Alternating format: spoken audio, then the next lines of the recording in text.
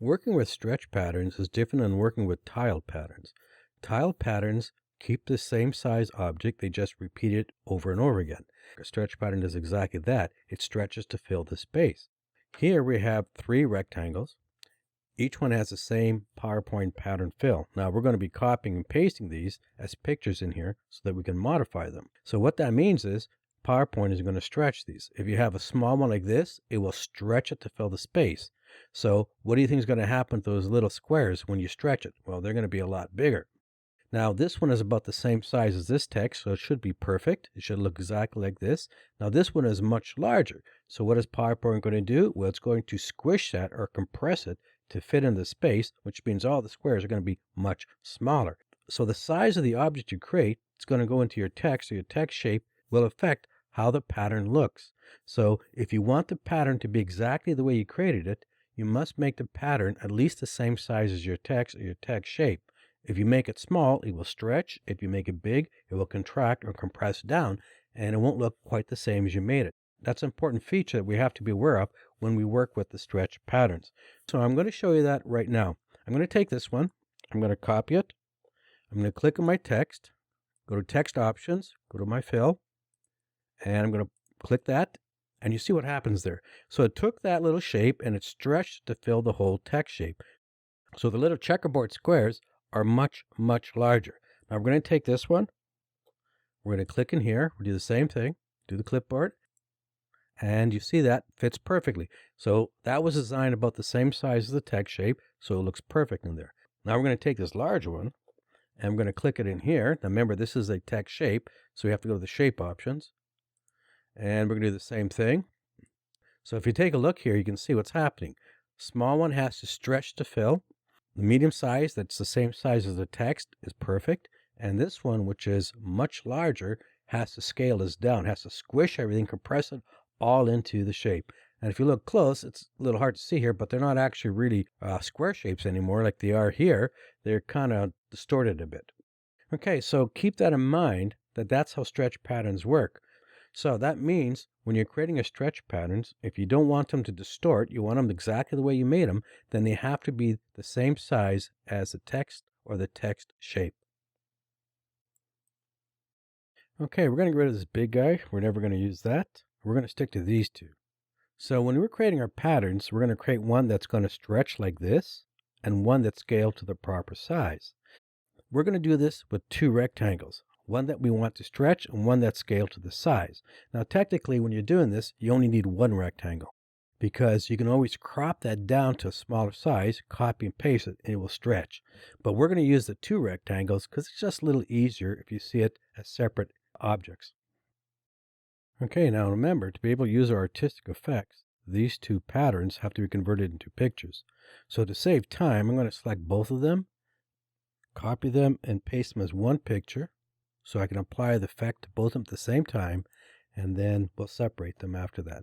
Okay, so here they are. I don't need this one, and I don't need that one. I'll get rid of it, and I'll just move it up here. Okay, so first I'm going to do is apply a nice artistic effect. Now, as we already showed you, one of the best ones to start off with would be glow edges. So here we are. We go to glow edges. Immediately it changes.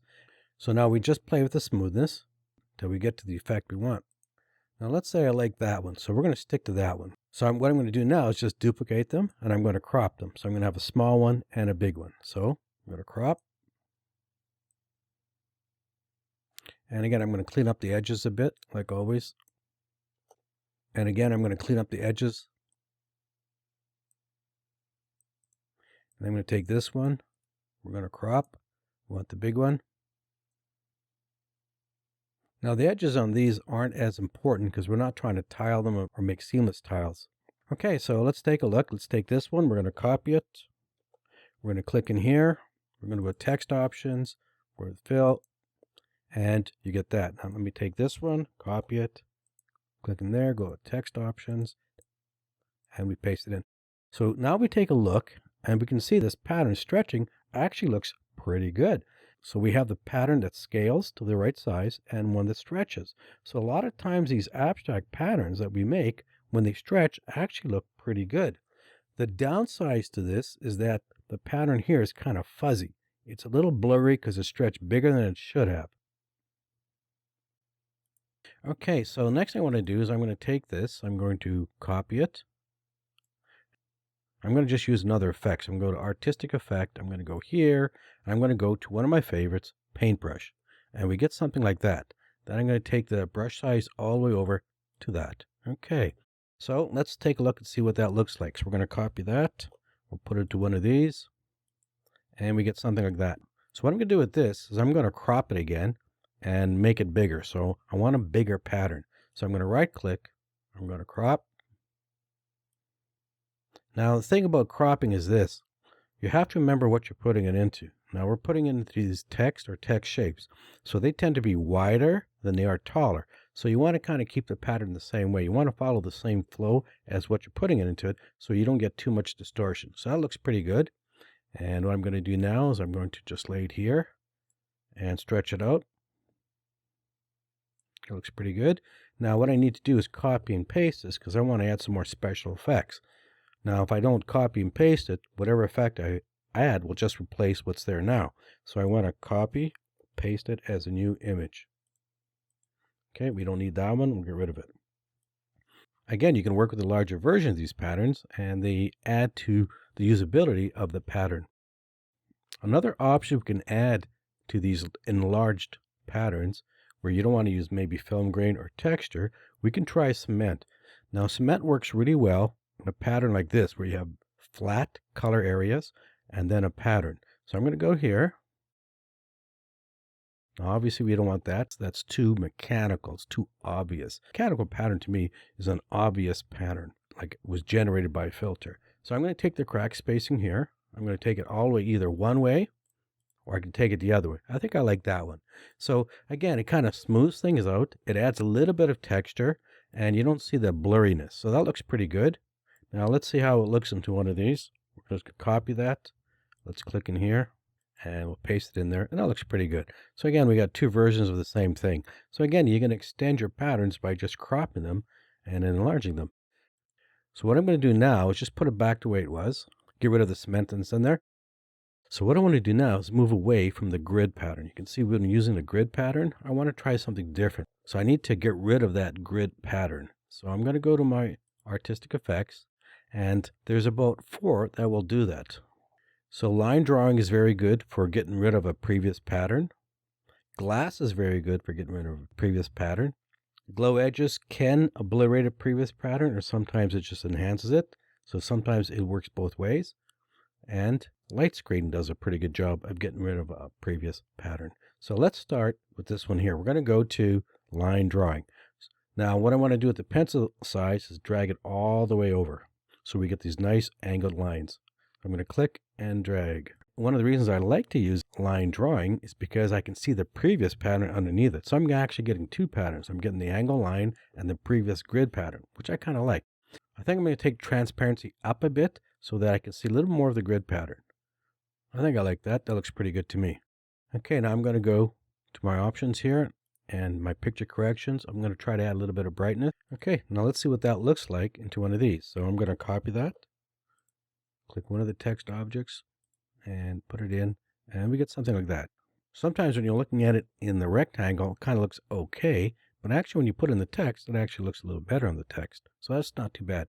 What I want to do now is copy and paste this as a new image and work with the new image. So I'm going to copy that, paste it as a new image. Okay, now we're going to apply a different pattern to this. So I'm going to go here. I'm a big fan of the painterly effects. I would call patterns like this and like this more mechanical effects. Now I like the painterly effects. So for this one, I'm going to go to one of my favorite, Paintbrush, and I get something like that. That to me is a little more artistic. So I'm going to take my brush size. I can do one way or the other. Whether I want it tighter or looser, it's up to me. I kind of like that. So I'm going to copy that. I'm going to click in here. Let's put it in there.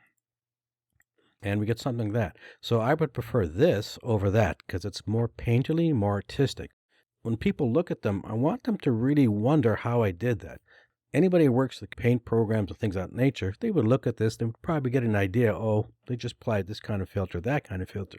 But when you look at that, this is a little different. How did they do that? And that's what I want. I want people to kind of really wonder, how did he do that pattern? So that's kind of what we're going for. Okay, that looks pretty good. We can try watercolor sponge. That gives you something different. And we can try this one here, paint strokes. Paint strokes doesn't always work. Sometimes it gets a little too dark. So paint strokes in this case is probably a little too dark for what we want. Let's go back and put it there. Now let's copy and paste that. We're going to change the pattern again. We're going to go in a different direction. Let's go to glow edges. So glow edges is kind of following the pattern again. You can still see it's actually following both patterns. The angle line, you can see the angle lines, plus you can see the circles of the grid pattern behind. So glow edges is still working with both patterns there. So I kind of like that. It looks pretty good. Very abstract. So let's try working with the smoothness here and see what we can do here. I kind of like that. I think I'll stick with that one. So let's try a little bit of brightness, maybe just a little bit. Let's try maybe a little bit of contrast, not much. That looks pretty good. And let's see what that looks like. So I'm going to copy that. Let's put into one of these. And we got that. Okay, now I would call glow edges a mechanical pattern. Anybody who works with paint programs like Photoshop or any paint program will recognize this because all programs have this kind of glow edges filter. Now I'm going to copy that and paste it as a new image. I want something more artistic. So I'm going to go back to my favorite. I'm going to go back here. We'll go back to paintbrush and we get something like that. I can take it down a bit or up a bit, get it loose or tighter like that. And that to me is a little more artistic. I like that a little better. Now let's see, maybe we can add a little bit of brightness. Not too much, kind of like that. I'm going to copy that. Click in here. And we have something like that. So you compare this to that, I think this is far more artistic. Really makes somebody scratch their head and figure out how did they do that? They're probably going to think that you probably went online and went to a website and just took a pre-made pattern. Now, if I was going to do this in Photoshop, this is going to take me some time to do it. In PowerPoint, we did it very quickly. So PowerPoint with these patterns and the artistic effects can create some really amazing abstract patterns or more mechanical patterns if you want. Okay, that looks pretty good. Now let's see what it looks like with sponge. So sponge does a pretty good job. I like that. Nice abstract pattern. Let's go to paint strokes. And that does a pretty good job too. A little different than this. So let's see what that looks like. We're going to copy that. Let's put it in here. And we get something like that. Again, beautiful abstract patterns. Okay, now let's take this. Let's say we got angle lines. And by the way, the tendency for most of these angle lines is to go to the right, but all you have to do is flip this. Format, rotate, and flip horizontal, and you got the lines going the other way. And remember, you can always rotate. You still have that ability. So we can copy that, put it in here. It'll, of course, kind of to stretch it really quite a bit here. And you get something that looks like that. Let me just put this aside. Let me click on this one. Again, I'm going to copy, paste this new image. Okay, now let's get rid of this pattern. So to do that, we're going to go to glass. Let's click on glass, and we get a pattern like that. I'm not a big fan of the glass pattern. I'm going to just make it a little bit lighter. And maybe take the contrast up a bit. Let's see what that looks like. We're going to copy that. Let's put it in here. And we get something like that. So that kind of looks like, I don't know, a stained glass kind of pattern. Not a big fan of it. I want to do something different. We've got a glass pattern. We have to copy and paste as a new image. And what do you think I'm going to do? Well, I'm going to go back to my painterly effects. Go back to my nice paintbrush. We get that. Take it down a bit. And we get something that looks kind of like you're looking at space, like one of the NASA photographs. So let's take the brightness up a bit.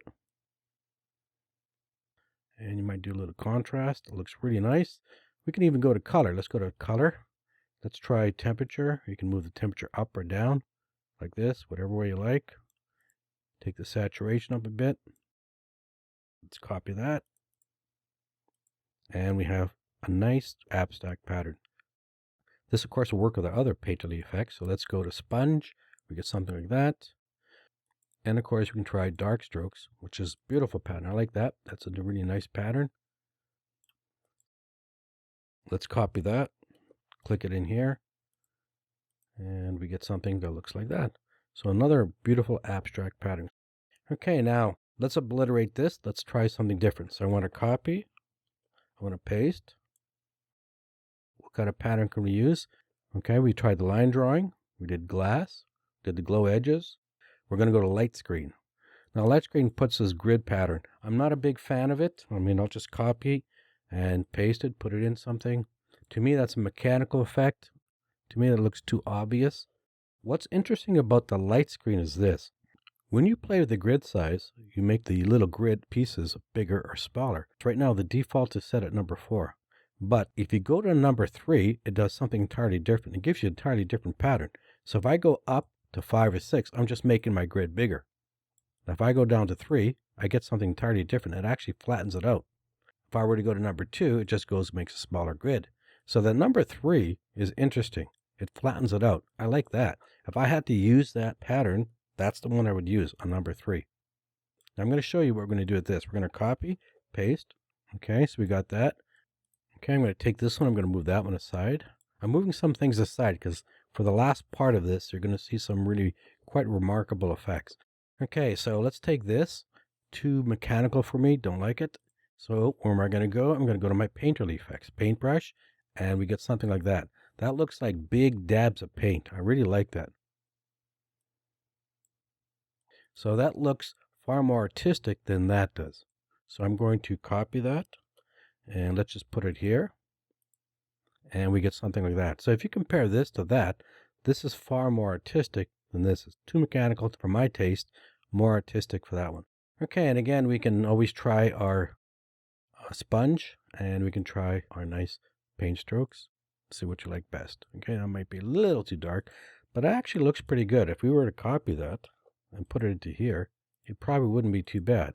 What you see here doesn't always translate to what you see in the text. Because we have the open spaces in the text, some of these patterns actually look much better in the text itself. Now let's copy, paste that. We want it as the image. I'll get rid of this one, don't need that one. Let's go make a change. Let's go back to our glow edges. So glow edges always makes dramatic change. And we get something like that. And you can drag it back and forth, and you get incredible patterns. Okay, that looks pretty good. Let's go maybe brighten it up a bit. Add maybe a little bit of contrast. Let's copy that, and let's stick it into one of these. And we get something like that. Really nice pattern, but to me, a little too mechanical. So let's copy, let's paste. And let's go here.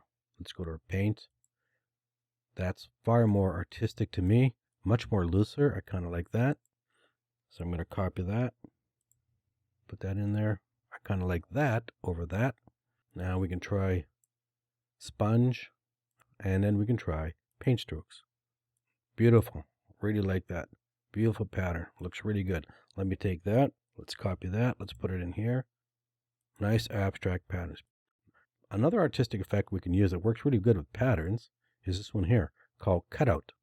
Cutout's another one that actually can remove a previous pattern a bit. So this looks pretty good. The point of cutout, of course, is that's supposed to give you big patterns of color. So that looks pretty good. It looks less mechanical, more artistic. And we can drag this over, and we get something like that. Now that looks very artistic.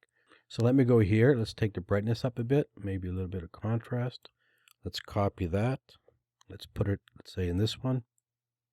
Cutout is actually quite nice when you have busy patterns. I really like it. Again, it looks more drawn-like, less mechanical. Now, another thing cutout is really useful for is when you combine it with cement. Because it creates big flat areas of patterns like this, it works really well with cement. So let me go here, and let me put cement on there.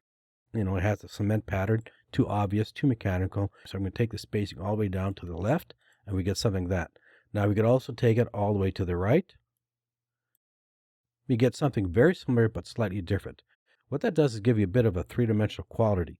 So I'm going to go here. Let's take the brightness up just a bit. And there you can see it a little better. So once we take the brightness up, you can see the 3D quality a little bit more. Let me copy that. Let me put it in here. So that gives you a bit of a three-dimensional quality to it. So if you're looking for a bit of a 3D effect, very easy to do with patterns like this, particularly when you use cutout. Okay, let me just put that aside. Now, the next thing I want to talk about is how certain artistic effects are scalable. That means if you have a large rectangle and you apply an effect like marker, the marker effect will be much larger on a larger rectangle. Now, if you took a small rectangle and applied the marker effect, that pattern is now scaled down to match the smaller rectangle. So they may not even look the same. So I'm going to show you that. There's about a handful of artistic effects that are scalable, so they scale with the size of the object. Now, I'm not going to go into too much detail here. In our video on how to create abstract patterns, we go into more detail there, so you can check that out. Let me take this, and I'm going to make a couple of duplicates. Okay, so on this one, I'll put the marker. So we get a nice kind of textured pattern like that. Marker pattern is actually like a little star shape. Hard to tell here because it's very small. Let's go here, and let's put mosaic bubbles. And I'll just take the slider bar and drag it all the way over. So again, we have a little bubble pattern, hardly noticeable, but it's a bubble pattern. So now I'm going to show you what I'm talking about when you have a bigger object and how these patterns will scale. So I'm going to just take this, and what I'm going to do is duplicate it. I'm going to hold my shift and control, so I'll make one there. And then I'll take this one, and I'll make one there. So they're kind of overlapping a bit, so we have three shapes here. So I'm going to hold my shift, select all three, copy, paste as new image. So this is one large image. Get rid of the ones we don't need. Let's get rid of that one and that one. Okay, now let's check this out. So on this one, I'll put marker. And there's your marker pattern. Very different than this one. It's actually the very same pattern. It's just that this is a smaller rectangle and the corresponding pattern is smaller. So here we have a very large rectangle. Corresponding pattern is very large. Okay, so now let's try mosaic bubbles. And you get a very large bubble pattern. Now let me just drag the slider bar all the way over and you get a bigger bubble pattern. It's actually the same pattern. It's just that this has been scaled down to the smaller rectangle. This is much larger. So what you would do, of course, is you would crop it. You only need the one rectangle, so you just crop it down to the size you want. So something like that. And now you have that. So now you can copy that. I'll put in one of my text shapes. And we have that. Now let's change this one back to the marker. Now the reason this works is PowerPoint still remembers it as a big object. So that's why it's still working. So now I'm going to copy that. And we'll click here and put in this text. Okay. So there's a handful that do that. And again, if you want more detail on that, you can check our video on creating abstract patterns. So these look pretty nice. They just look a little too mechanical for me, but they're not too bad. So I can take one of these. I can copy and paste it as a new image. And of course, I can change that. Less mechanical, a little more artistic, I think. Try something like that. I kind of like that a lot. That looks pretty nice. Let's try sponge. Sponge looks pretty good too. Now I think what I'm going to do is I'm going to copy and paste that into the text shape. So let me copy that. And let's click on the text shape. Remember, this is a text shape, so we go to the shapes and we paste it in there. And we get that. One of the advantages, of course, of using a text shape over text is that you still have access to all your picture tools. You can see from the menu here, and of course you can see from the panel here. So I can continue to modify this. I can increase the brightness, the contrast. So I can even change my artistic effect. If I'm not happy with that, just go back and put a different artistic effect. Let me see, let's put cement in there. Let's just take it all the way down, and again, we get that nice 3D effect. It looks pretty good. Probably have to go here and maybe take the brightness down a bit. We'll probably have to take contrast down just a bit. That makes a really nice 3D effect. To make a comparison, we'll just click on this one, and we'll just put it in there. You can see the difference. So this is a nice, flat, abstract pattern. It looks really good, and this is with cement to make it look a little more realistic. Both of them are equally great, so it depends whether you want flat or a little more realistic. The last thing we're going to do with our abstract patterns is create what I call speed lines. That means we take our patterns, we crop them to very thin strips, and we allow them to just stretch right across the text. And that gives you an idea of motion. So let's try it out. Let's get rid of some of these things that we don't need. Let's clear up some space here. Well, you might use that one. And I'm going to use this one. Okay, so let's start off with this one first. So the first thing I'm going to do is we've got to crop it. So I'm going to crop very thin, like this, very, very thin. So I'm going to take this, copy it, I'll put it in my text shape, and click. And that's what you get. So you get these nice stretch patterns across, and you get the idea of motion. The thinner you make the strip, the more you get the idea of the motion. So let me crop this even more. Copy. And you get something like that. So it's a beautiful pattern, but it certainly gives you that strong sense of motion. And we can do that with any pattern at all. Let's take this one. Let's do it again. We'll crop. Let's say we crop right to that one piece right there. Let's copy it. And you get something like that. That's beautiful. Beautiful pattern. If we uncrop it, let's say we go to 2 of these. Copy it. You get something like that. So you get these beautiful, beautiful horizontal or vertical patterns that can go both ways. So let me take this. Let me rotate. You have to remember that your text is generally wider than it is taller. So what that means is the strip has to be thinner if it's going to go vertically down rather than horizontally across. So I'll just show you with this. We'll copy that. We'll put it in here. And you see you get something like that. That's blurry. That's not really what I want. It's way too blurry. So what we have to do is crop that quite small, like this. We'll try that and see how that looks. And that's not too bad. Now the problem is this. When we're doing the horizontal and it's going down, it has to do 2 things. It has to stretch down, but because this is such a small pattern, it's also stretching across. So that's where the blur comes in, is stretching down and across. So if we do it this way, if we duplicate the pattern, kind of overlap it, it doesn't matter how close the overlap is, you're not going to really notice. And we select it and we're going to copy it. This way it only has to stretch down. It doesn't have to stretch down and across. So we copy that, and you get a better pattern.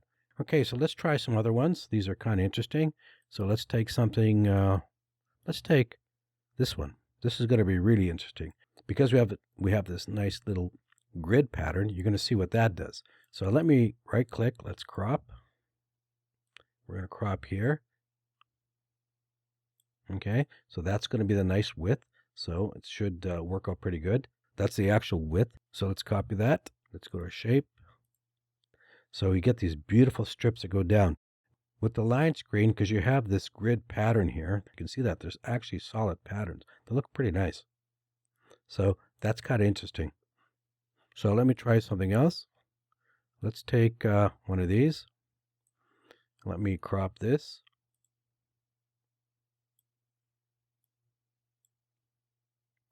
Let's copy that. Let's put in our text. Let's go to text. And beautiful pattern. Beautiful, gorgeous pattern. Now let's try this one. Let's crop. We'll do the horizontal like this. So let's copy that. Let's go to this one.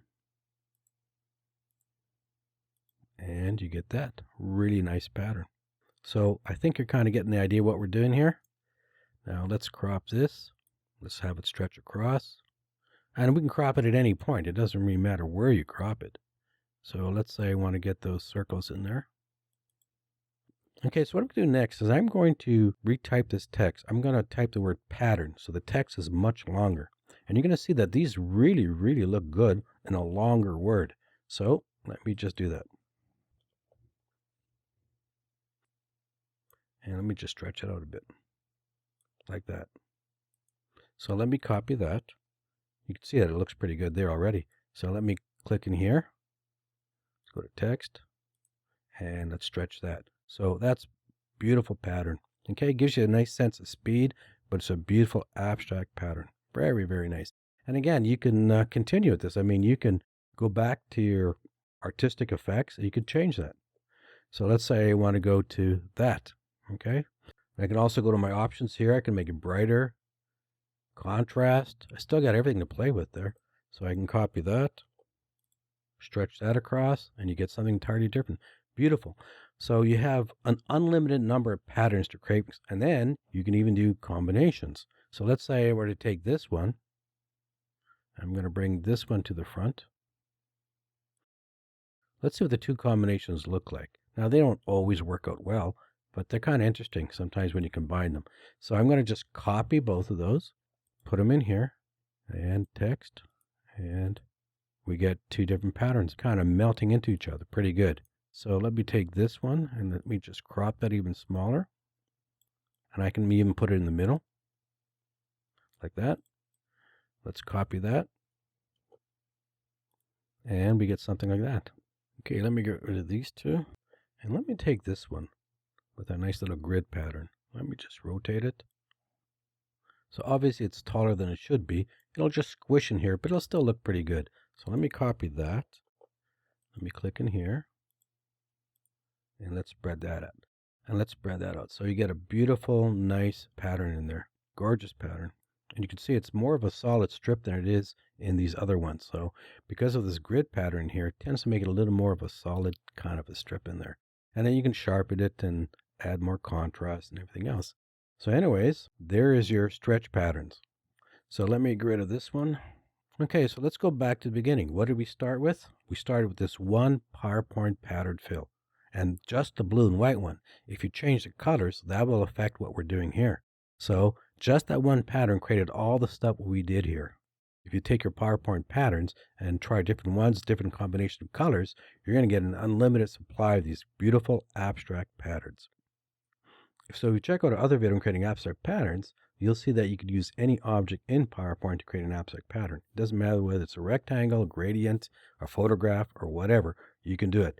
Now, PowerPoint's pattern fills are unique in that they can create beautiful grid-like patterns like this. So they can be abstract or it can be more pattern-like.